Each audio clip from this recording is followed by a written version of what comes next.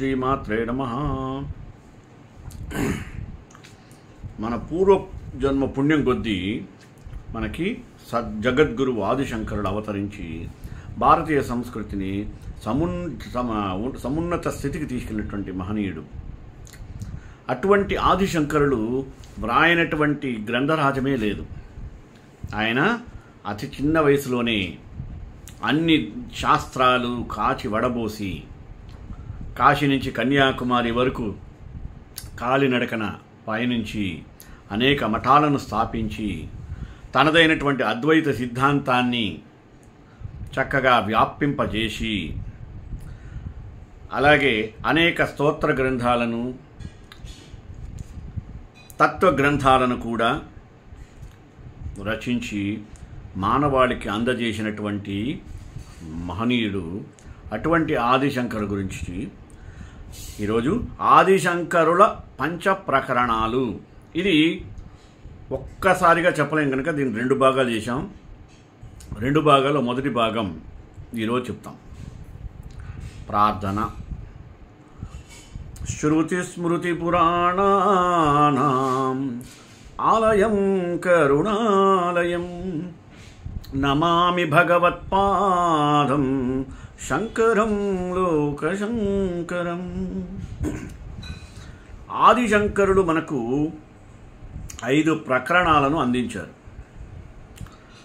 ఆత్మావారే ద్రష్టవ్య శ్రోతవ్యో మంతవ్య నిదిధ్యాసితవ్య అని ఉపనిషత్తు నొక్కి వక్కాణించింది. అంటే ఉపనిషత్తు వాణి చెప్పినటువంటి సారాంశమే మనం ఇప్పుడు వివరంగా తెలుసుకుందాం. ఓయి ఆత్మ చూడదగ్గది మరియు వినదగ్గది, మననం చేసుకునదగినది, అలాగే స్థిరంగా నిలుపుకోదగినది అని దాని భావం. ఆ భాష్యంలో తాము నిరూపించిన అద్వైత సిద్ధాంత సారాన్ని మధ్యమాధికారుల కోసం కొన్ని లఘుకృతుల్లో విశదీకరించారు. వాటికి మరి ప్రకరణ గ్రంథములని వ్యవహారం. శాస్త్రంలోని ముఖ్యమైనటువంటి సారాన్ని ప్రతిపాదిస్తూ ఇతర శాస్త్రముల ద్వారా వాటికి ఉండేటువంటి ప్రత్యేకతను చాటి చెప్పబడినది. శాస్త్రైకదేశ విషయం శాస్త్రకార్యాంతరస్థితం ఆహుః ప్రకరణం నామ గ్రంథభేదం విపశ్చితః. శంకర భగవత్పాదులు రచించిన ప్రకరణ గ్రంథాలలో ఏకశ్లోకి, దశశ్లోకి, శతశ్లోకి అనే 3 అత్యంత విశిష్టమైనవి. ఒకే ఒక్క శ్లోకంలో అద్వైత సారాన్ని నిరూపించిన రచనకి ఏకశ్లోకి, కొంచెం విపులంగా 10 శ్లోకాల్లో రచించిన రచనకి దశశ్లోకి, అంతకంటే మరికొంత విపులంగా బహువిధములైనటువంటి ఉపనిషత్తులతో 100 శ్లోకాలతో నిరూపించిన రచనకి శతశ్లోకి అని నామకరణం ఏర్పడింది. జిజ్ఞాసుల సామర్థ్యానికి అనుగుణంగా ఆదిశంకరులు ఆ గ్రంథాలని రచించారు. ఏకశ్లోకి, దశశ్లోకి, శతశ్లోకి అనే వరుసలో కానీ, శతశ్లోకి, దశశ్లోకి, ఏకశ్లోకి అనే క్రమంలో కానీ అవి అధ్యయనం చేయదగది. అంటే ఆరోహణ లేదా అవరోహణ, ఈ 2 రకాల్లో ఏదైనా సరే. శ్రీ దక్షిణామూర్తి స్తోత్రం కేవలం 10 శ్లోకాల రచన మాత్రమే. కానీ ఆ రచన అద్వైత సిద్ధాంత సర్వస్వ సంగ్రహం అనదగ్గది. తత్వజిజ్ఞాస గలవారు అది పారాయణ గ్రంథంగా బహుళ ప్రచారంలోకి వచ్చింది. జగద్గురువులు ఇతర ప్రకరణ గ్రంథాలన్నింటిలో వివేక చూడామణి, అపరోక్షానుభూతి, మహావాక్య దర్పణం అనేవి చాలా ప్రశస్తములైనవి. మహావాక్య దర్పణం భగవత్పాద విరచితం అనేది సర్వసమ్మతం కాదు. ప్రామాణికులు దానిని భగవత్పాదకృతంగా స్వీకరించలేదు. దాని స్థానంలో అపరోక్షానుభూతిని చేస్తే సమంజసంగా ఉంటుందని శ్రీ శ్రీ జగద్గురు శంకరాచార్య మహాసంస్థానం శృంగేరి శ్రీ చరణుల వారు అనుగ్రహించారు. ఈ ఆదేశంతో అపరోక్షానుభూతి, ఆత్మబోధల వ్యాఖ్యానం మరి మనకు అందుబాటులోకి వచ్చింది. మహావాక్య దర్పణం అంటే మహావాక్యార్థాన్ని విశదీకరించడంలో అద్దం వంటిది అని అర్థం. ప్రజ్ఞానం బ్రహ్మ, అహం బ్రహ్మాస్మి, తత్వమసి, అయమాత్మా బ్రహ్మ అనేటువంటి 4 వేదవాక్యాలకు మహావాక్యాలని పేరు. ఇది ముందుగా తెలుసుకోవాల్సిన విషయం ఇదే. శంకర గురుచరణులు చాందోగ్యోపనిషత్తుకి చెందినటువంటి తత్వమసి అనే మహావాక్యానికి మాత్రమే వివరణగా మహావాక్య దర్పణం రచనని సంతరించినట్లుగా గ్రంథాన్ని నిశితంగా సమీక్షించినప్పుడు స్పష్టమవుతుంది. ఇందులో ఇతర వాక్యాలు కూడా గ్రహింపబడ్డాయి. ఈ ప్రకరణాల్లో ప్రయోగింపబడిన ప్రధాన పరిభాషా పదాలను అవసరమైన చోట ఉపనిషత్తుని చూపిస్తూ వివరించడం ఈ పరిశోధనా వ్యాసం యొక్క ఉద్దేశం. ప్రధాన పారిభాషిక పద వివరణ. 1. అజ్ఞానం అంటే పరబ్రహ్మము కంటే వేరొక వస్తువు ఉన్నదని భావించడం, ఈ దేహాదులు నేనే అని తలచడం, జగత్తు నిత్యమని విశ్వసించడం. అందుకని ఆయన ఏమన్నాడు అద్వైతంలో, బ్రహ్మ సత్యం జగన్మిథ్య అన్నాడు. అంటే బ్రహ్మం అనేది ఎప్పుడూ శాశ్వతంగా ఉంటుంది. ఈ జగత్తు మాయాతో కూడుకున్నటువంటిది, ఇది మిథ్యాస్వరూపమైనది.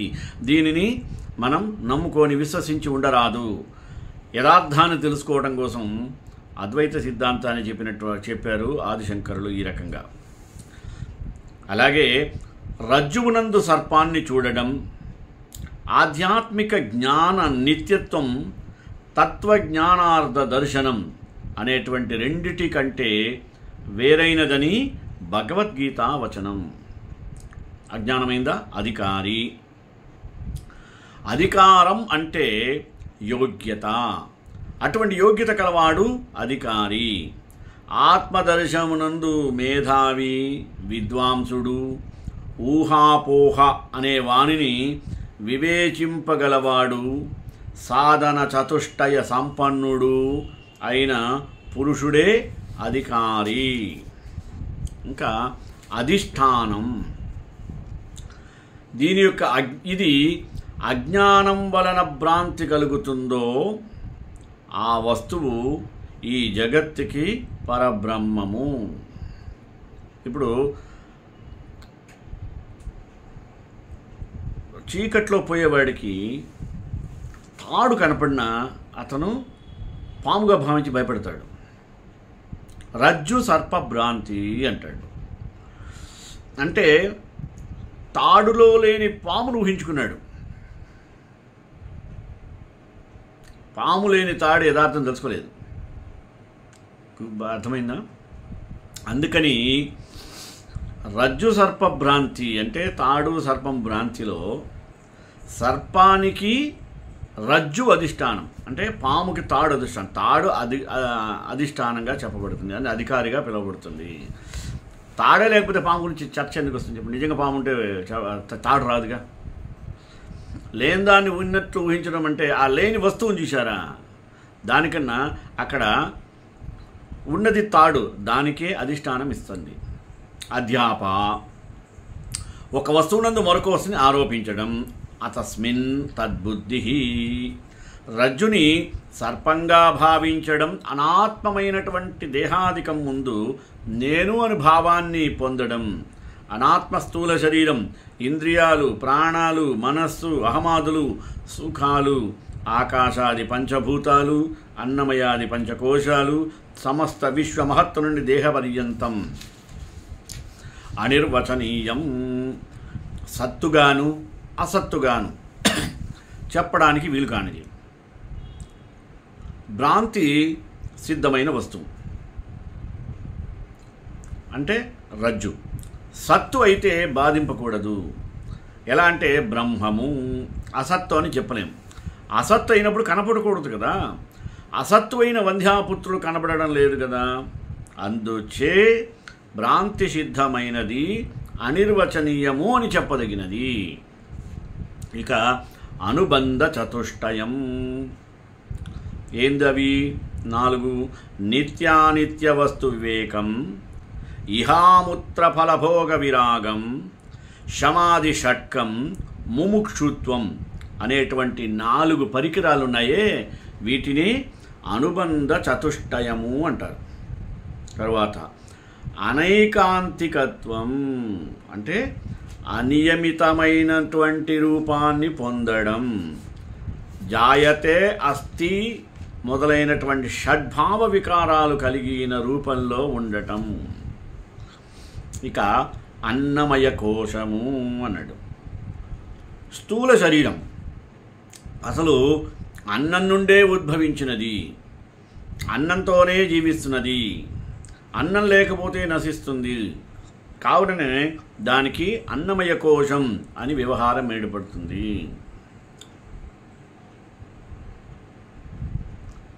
అభ్యాసం శారీరకం మరియు మానసికమని 2 విధాలట. పద్మాసనం మొదలైన ఆసనాలు శరీరానికి సంబంధించిన అభ్యాసం. ప్రపంచభావం పూర్తిగా లయం అవడం మానసిక భాష్యం. సర్వం బ్రహ్మమే అనే అనుభవం కలగడం అభ్యాసం. అమనస్కత్వం వీడు నేను ఇది అనేటువంటి జ్ఞానమే మనస్సు, అది లేకపోవడమే అమనస్కత్వం. కేవలం ఏకం అద్వయం అయిన బ్రహ్మముగా ఉండడం అని భావము. అవస్థాత్రయం అంటారు. మనకు తెలుసు, జాగ్రత్త అవస్థ, స్వప్నావస్థ, సుషుప్తి అవస్థ అనే 3 అవస్థలు ఉంటాయి. అవిద్య అవ్యక్తం అనేది పేరుకు గల పరమేశ్వరుని శక్తి సత్వ రజస్తమో గుణాలతో కూడినది. ఇదే మాయ.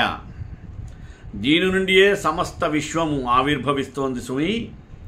ఇది పండితునిచే కార్యాన్ని బట్టి ఊహింపదగ్గది. అవ్యక్తం ఇదే అవిద్య మాయ అని వ్యవహారంలో ఉంటుంది. సత్వ రజస్తమో గుణాత్మకమైనటువంటిది ఇది ఆత్మకు కారణ శరీరము.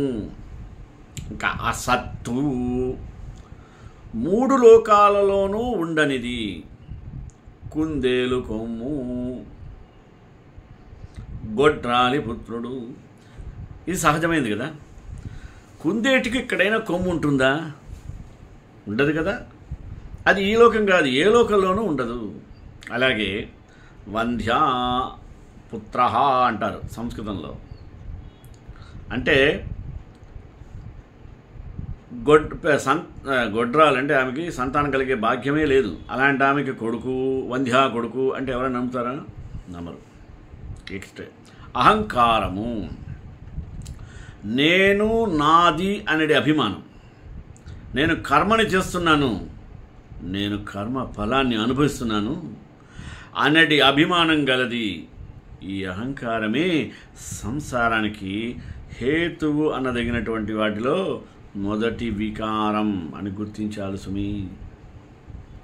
తర్వాత అంతఃకరణం, లోపలి ఇంద్రియం, మనస్సు, బుద్ధి, చిత్తం, అహంకారం అనేది 4ంటికి అంతఃకరణం అని పేరు. ఈ 4ంటికి అంతఃకరణ చతుష్టయం అని పేరు కూడా కలదు సుమి. నెక్స్ట్ ఆకాశము, పంచమహాభూతాలలో ఒకటి.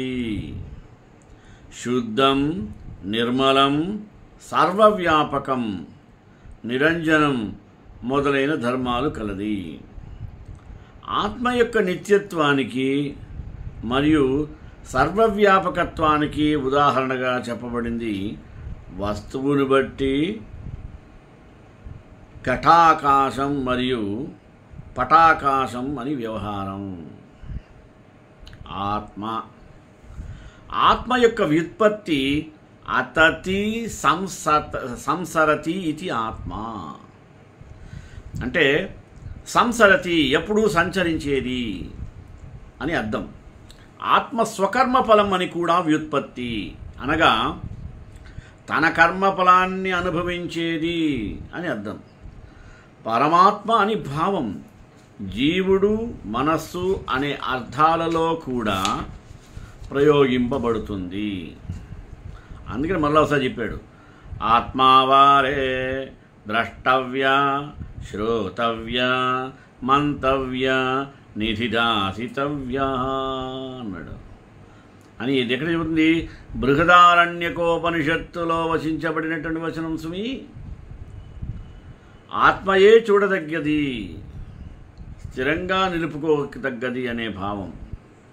ఇది నిరాకారం, నిరంజనం, నిష్క్రియం, నిరవయం, శుద్ధం, రుద్ధం, చైతన్యాత్మకం అని ఉపనిషత్తులు వివరిస్తున్నాయి. ఇక ఆత్యతిక ముక్తి, జీవన్ముక్తుడు దేహపాతానంతరం పొందు ముక్తి. అంటే దేహం పడిపోయిన తర్వాత వస్తుంది చూడండి, అది ఆత్యతిక ముక్తి అంటాడు. ఆభాసం, ఉన్నట్టు కనబడుతూ లేనిది జగత్తు, జీవాత్మ. ఆనందమయ కోశం, ఆనందము యొక్క ప్రతిబింబంతో కూడినటువంటి సూక్ష్మమైన అంతఃకరణ ప్రవృత్తి. ప్రియము మొదలైన గుణములు కలవి. ఇష్టమైన వస్తువులు బించడం వలన కలుగుతుంది. శరీరం మాత్రం చేతనే పుణ్యాత్ములు అప్రయత్నంగా దీనిని అనుభవిస్తారు. తరువాత ఆవరణ శక్తి అన్నాడు. ఆవరణం అంటే కప్పివేయడము. ఇది తమోగుణము యొక్క ప్రభావం వలన ఏర్పడుతుంది. దీని వలన వస్తువు పూర్తిగా కప్పబడుతుంది. పురుషుడు సంసారాన్ని పొందడానికి ఆధారమైనది.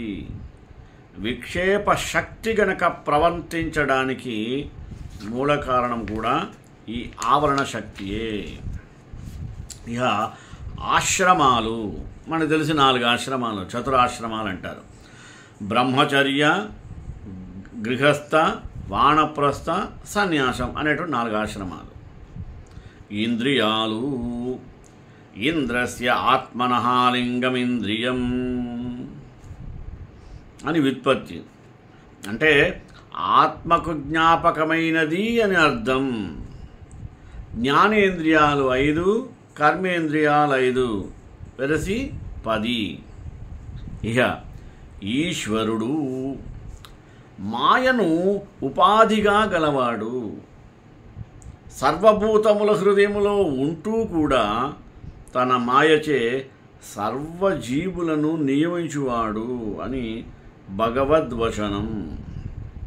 నెక్స్ట్ ఉపరతి అంటే చిత్తవృత్తిని బాహ్య విషయాలపై ప్రసరించకుండా చూడటం. ఉపాధి అనగా ఆధారము. ఈశ్వరునికి మహదాదులకి కారణమైనటువంటి మాయయే ఆధారము. ఉపాధి జీవునికి అన్నమయ కోశాదులు 5 ఉపాధి. కర్మ అనున్నది ఇంద్రియాల యొక్క వ్యాపారం. క్రియతే ఇతి కర్మ అని వ్యుత్పత్తి. సంచితం, ప్రారబ్ధం, ఆగామి అని 3 విధాలున్నాయి. పెక్కు జన్మల నుండియే సంక్రమించినది సంచితం. సంచితాన్ని ఈ జన్మలో అనుభవించమనేదే ప్రారబ్ధం. ఈ జన్మయే ప్రారబ్ధం. ఈ జన్మలో చేసిన కర్మ యొక్క ఫలితాన్ని వచ్చే జన్మలో అనుభవించడమే ఆగామి. అంటే నిత్య కర్మలు, కామ్యకర్మలు, నైమిత్తిక కర్మలు, ప్రాయశ్చిత్త కర్మలు, ఉపాసనలు, నిషిద్ధ కర్మలు అని తత్వాన్ని బట్టి 6 విధములను మరొక విధమైనటువంటి విభాగం చేయకపోవడం వలన పత్రన్యాయం అని ఒకటి ఉంది. అంటే పత్రన్యాయం కలిగించేటువంటి సంధ్యావందనాదులు నిత్యకర్మలు, ఇష్టప్రాప్తి కొరకు చేయబడేటువంటి జ్యోతిష్టోమాదులు కర్మలు కామ్యకర్మలు, పుత్రజన్మ మొదలైన సందర్భాలలో చేయబడేటువంటి జాతక కర్మ మొదలైనవి, నైమితిక కర్మలు, పాపక్షయం కొరకు చేయబడేవే ప్రాయశ్చిత్త కర్మలు, వివిధ దేవతల ఆరాధనా రూపమైనటువంటివి ఉపాసనలు, హింసతో కూడినవి నిషిద్ధ కర్మలు, మనస్సు ద్వారా, వాక్కుల ద్వారా, శరీరం ద్వారా చేయబడేటువంటి కర్మలు మానసిక, వాచిక, కాయికం అని 3 విధాలుగా పిలువబడుతుంది. కర్మేంద్రియాలు 5, నోరు, చేతులు, కాళ్ళు, హృదము, జననేంద్రియము అనేటువంటి 5 కూడా అవే. వాక్కు మాట్లాడడంలోనూ, చెయ్యి గ్రహించడంలోనూ ఇవ్వడంలోనూ, పాదము గమనంలోనూ, వాయువు మరియు ఉపస్థానునవి మల విసర్జనలోనూ సుఖాన్ని ఇవ్వడంలోనూ ప్రవర్తిస్తాయి. ఇహ కారణ శరీరం అన్నాడు. సత్వరజస్తమో గుణాత్మకమైన ప్రకృతి ఆత్మకు కారణ శరీరం అవుతుంది. సమస్త ఇంద్రియాల యొక్కయు బుద్ధి యొక్కయు ప్రవృత్తి ప్రత్యేగాత్మయందు లయము కాగా కలిగే సుషుప్తి అవస్థే ఈ కారణ శరీరానికి చెందిన స్థితి. ఇహ కూటస్థుడు అంటే బంగారంతో ఆభరణాలు చేసేటప్పుడు పనివాళ్ళు వాడే ఇనుప దిమ్మకు కూటం అని పేరు. దానివలె స్థిరంగా అసంగంగా ఉండడం వలన ప్రత్యేగాత్మకి కూటస్థుడు అని పేరు. కూటవత్ తిష్టతి ఇది కూటస్థః అని వ్యుత్పత్తి. కూటస్థోక్షర ఉచ్యతే అని భగవద్గీత. ఇప్పుడు కోశాలు. కోశం అంటే వర, అన్నమయం, ప్రాణమయం, మనోమయం, విజ్ఞానమయం మరియు ఆనందమయం అని కోశములు 5. ఇవన్నీ అనాత్మగా పరిగణింపదగినవి. ఇంకా చిత్తం చేతయతీతి చిత్తం అని వ్యుత్పత్తి, అంటే తెలుపునది అని అర్థం. రూపం, రసం మొదలైన విషయాలని నిరంతరం చింతన చేసే ధర్మం తెలుస్తుంది. స్వార్థానుసంధాన గుణేన చిత్తం. నెక్స్ట్ చిదాభాసుడు.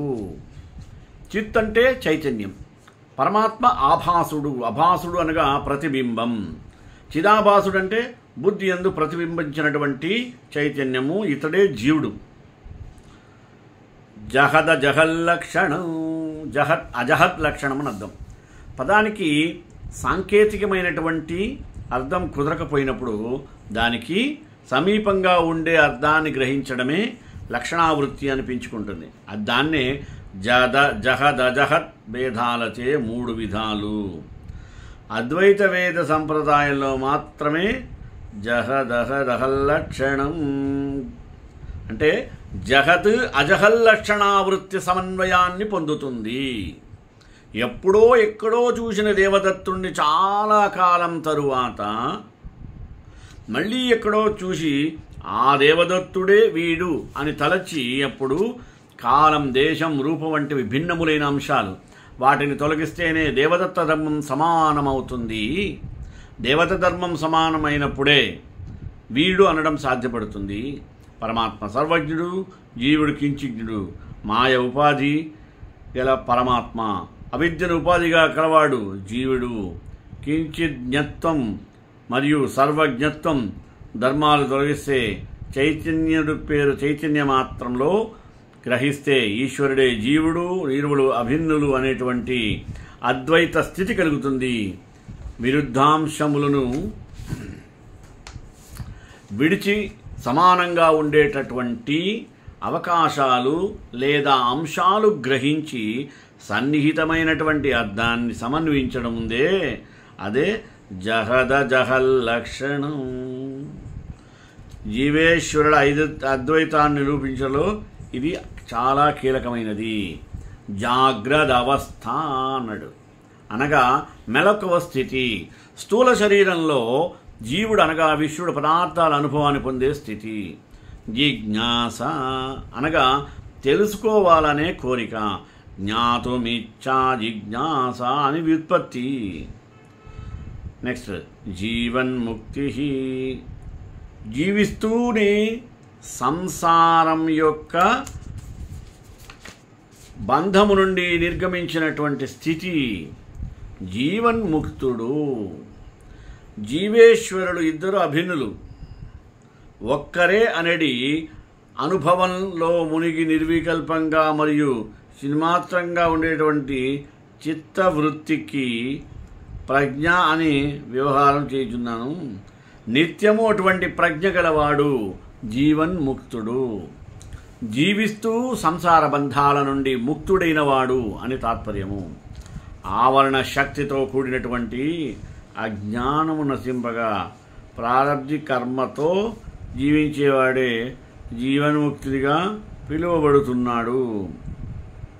దేహమునందు మరియు దేహ ధర్మమునందు భార్యాపుత్రాదులయందు అహంకారాదులు లేనివాడు. నిత్యం అహం బ్రహ్మాస్మి అంటే అనడి అనుభవం పొందుతూ ఉండేవాడే. జీవాత్మ చిత్ యొక్క ప్రతిబింబానికి జీవుడు మరియు జీవాత్మ అని పేరు. జీవుడు కూడా అనాదిగా ఉండేవాడేగా. అహంకార స్వభావుడు, సమస్త వ్యవహారాలు నిర్వహిస్తూ ఉంటాడు.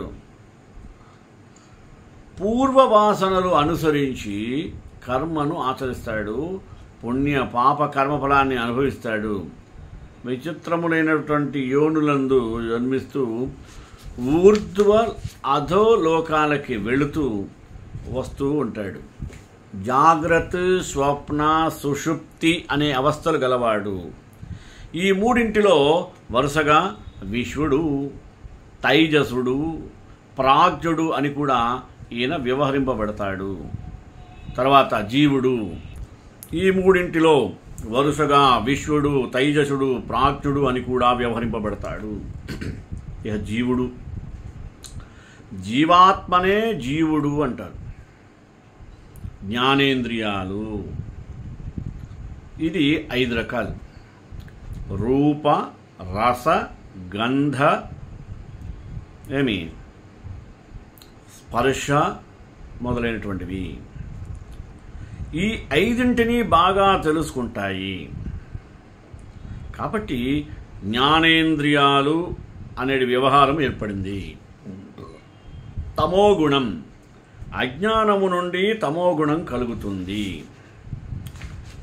అదే తమోగుణం మోహాన్ని కూడా పుట్టిస్తుంది. ఇదే జీవునికి సంసారాన్ని కలిగిస్తుంది. విక్షేప శక్తి వ్యాపించడానికి ఇదే కారణం. మతిమరుపు, సోమరితనం మరియు నిద్ర అనేది వాటిచే ఇది మనలోని ఆత్మని బంధిస్తుంది. తత్వమసి, ఈ మహావాక్యము చాందోగ్యోపనిషత్తుకు చెందినది. తత్, త్వం, అసి అని 3 పదాల విభాగం. తతనగా ఈశ్వరుడనియు అంటే సర్వాంతర్యామియు, పరమాత్మ కూడా ఆయనే అని, త్వం అంటే నీవనియు, అసి అంటే అయితివి అని అర్థము. పరమాత్మ మరియు జీవుడు అభిన్నులు అని దీని భావము. తాపములు 3 విధాలుగా చెప్పబడుతుంది. అవి ఆధ్యాత్మికము, ఆదిభౌతికము, ఆదిదైవికము అని వివరించబడింది. శోకము, మోహము మొదలైన వాటి వలన మనస్సు అనుభవించే దుఃఖమే ఆధ్యాత్మికమని చెప్పబడుతున్నది. సర్పము, వ్యాఘ్రము మొదలైన వాటి వలన కలిగే దుఃఖాన్ని ఆదిభౌతిక దుఃఖం అంటారు. అగ్నిభయం, పిడుగుబాటు, అతివృష్టి మొదలైనటువంటి ప్రకృతి వైపరీత్యాల వలన కలిగిడి దుఃఖానికి అధిదైవికమని చెప్పబడుచున్నది. ఇహ తితిక్ష, తేజితుం ఇచ్చా తితిక్ష అన్నాడు అని వ్యుత్పత్తార్థం. అంటే సమస్త దుఃఖాలని ప్రతీకార వాంఛ లేకుండా చింత గాని విలాపం గాని పొందకుండా సహించడం అని అర్థం. త్రిపుటి అంటే జ్ఞాత జ్ఞేయం జ్ఞానం, ద్రష్టా దృశ్యం దృక్కు వంటి మూడింటికి త్రిపుటి అని వ్యవహారం. విశ్వవ్యాప్తమైనటువంటి బ్రహ్మ ఏకం మరియు అద్వితీయం. ఈ త్రిపుటి అజ్ఞానం వల్ల ఏర్పడుతుంది. ఇది లయమైనప్పుడే ఆత్మానుభూతి లభిస్తుంది. తైజసుడు జీవుడు స్వప్న దశలో తైజసునిగా వ్యవహరింపబడతాడు. బాహ్యేంద్రియాలు బాహ్యేంద్రియాల్లో ఉంటుంది దమం, బాహ్యేంద్రియ నిగ్రహం. జ్ఞానేంద్రియములని కర్మేంద్రియాలని వాటి విషయాలందు ప్రవర్తింపకుండా చేసి తమ తమ స్థానాల్లో స్థిరంగా నిలబడటం. దృశ్యం కనబడేది అని అర్థం. స్థూలదేహం విశ్వం సర్వం దృశ్యమే. దృశ్యమైనది సమస్తం నశిస్తుంది. యదృశ్యం తన్నశ్యం. ధ్యానం ధ్యేయమైన పరమాత్మ యందు ప్రవాహ రూపంగా చిత్తవృత్తి ప్రవర్తించడం. నిత్యానిత్య వస్తు వివేకం. బ్రహ్మసత్యం జగన్మిథ్య. నిధిధ్యాసనం బ్రహ్మము కంటే వేరైనది ఇంకోటి ఉన్నది అనే భావాన్ని తిరస్కరిస్తూ బ్రహ్మమునందే మన ప్రవృత్తిని ప్రవాహ రూపంలో స్థిరంగా నిలబడటం. నిర్వికల్ప సమాధి చెట్టది. ఇంద్రియ వ్యాపారాలను నిరోధించి మనస్సును సంకల్పరహితంగా చేసుకొని పరమాత్మ స్థిరంగా నిలబడటం అని తెలియజేస్తూ శ్రీకాంతాయ కళ్యాణ నిదేనాం శ్రీ వెంకటనివాసాయ శ్రీనివాసాయ మంగళం మంగళాశాసనపరైర్మదాచార్య పురోగమై సర్వైశ్చ పూర్వైరాచార్య సత్కృతాయాస్తు మంగళం.